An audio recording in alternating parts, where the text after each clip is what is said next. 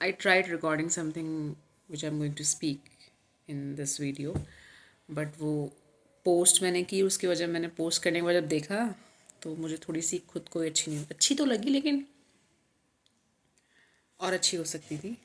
और I actually prefer to shoot my video in one shot, कोई take नहीं, कुछ नहीं, बिकॉज रॉ चीज़ें रॉ तरीके से निकल के आनी चाहिए। तो अभी मैं इस वाली में थोड़ा बहुत कुछ और ऐड करके आपको बताऊंगी। तो अभी मैंने अभी नहीं, कई बार बहुत सारे वीडियोस देखे हैं जो पॉपअप हो जाते हैं वाइल यू स्क्रॉलिंग रील्स और while you are just using YouTube.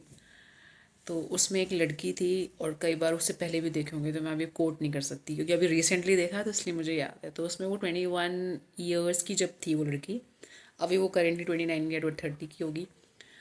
तो वो बता रही थी कि मेरी 21 की एज में गवर्नमेंट जॉब लगी थी, और I have been into the government job from last like 8 to 9 years.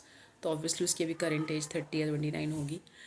ठीक है, तो she was actually trying to explain the grief which she was curing since last so many years due to that government job.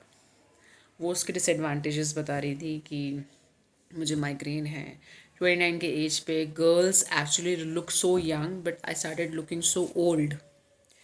I stopped working on my self, मुझे लगता है मैं बुढ़ी हो गई हूँ। एंड शी वॉज क्रिटिसाइजिंग कि government job की वजह से ये हुआ है।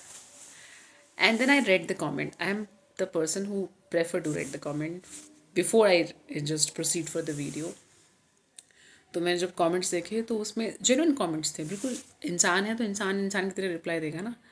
तो उसमें था कि 29 की एज पे we are struggling to have the job which you are like you have been into since last so many years, और आप उसको क्रिटिसाइज़ करते हो। तो जिसके हाथ जो लग जाता है वो उसको अप्रिशिएट नहीं करता है। मुझे लगता है शायद इंसान ना बना भी इसी तरीके से है। हम हर चीज़ को जस्टिफाई करने के लिए, जस्टिफिकेशन में हम बहुत परफेक्ट होते हैं। ये क्यों नहीं हुआ, क्योंकि ऐसा चल रहा था।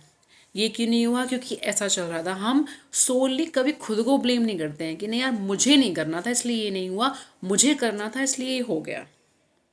हम ऐसा कभी नहीं करते। हम जस्टिफिकेशन देते हैं तो किसी और किसी फैक्टर को उठा के उसको लगा देते हैं कि यार हुआ है तो इसकी वजह से हुआ है, नहीं हुआ है तो इसकी वजह से हुआ है। मतलब कोई ना कोई कारण हम उठा के डाल देते हैं। दूसरों की लाइफ हमें कंफर्टेबल लगती है हमेशा से। ठीक है, हम किसी को देखते हैं तो हम बहुत ज़्यादा उस चीज़ को अप्रिशिएट करते हैं, यार क्या कंफर्टेबल लाइफ है। और बात तो वैसे यही है कि you would not be able to bear that comfort zone, not even for single day comfortably. आप नहीं कर सकते किसी के भी कंफर्ट जोन को, आप किसी की भी लाइफ को एक दिन भी नहीं जी सकते, ना मैं आपकी ना आप मेरी। This is the reality. ठीक है, जी भी लोगे या पूरा सब कुछ, क्योंकि लाइफ को जीने का मतलब है कि ये सामने वाले की सारी चीज़ें आपके लाइफ में ट्रांसफ़र कर दी जाएँ। उसके ग्रीफ, उसके इमोशंस, उसके जो भी अप्स एंड डाउन्स होते हैं वो किस तरीके से अपने आप को हैंडल करता है, उसके सारे पर्सनैलिटी ट्रेट्स आपके अंदर ट्रांसफ़र कर दी जाएँ, उसके सारे सर्कमस्टेंसेस आपको दिए जाएँ, आप नहीं बियर कर पाओगे। तो जो जिस वक्त आपको जो भी परफॉर्म करने के लिए मिला है, I think that's better, that's beautiful. ठीक है, तो ज़्यादा इसमें ज़्यादा एनालॉगी लगाने की ज़रूरत नहीं होती, ज़्यादा रीजनिंग लगाने की ज़रूरत नहीं होती है। कोई इंटेलिजेंट, कोई भी सुपर इंटेलिजेंट या सुपर डफर नहीं है।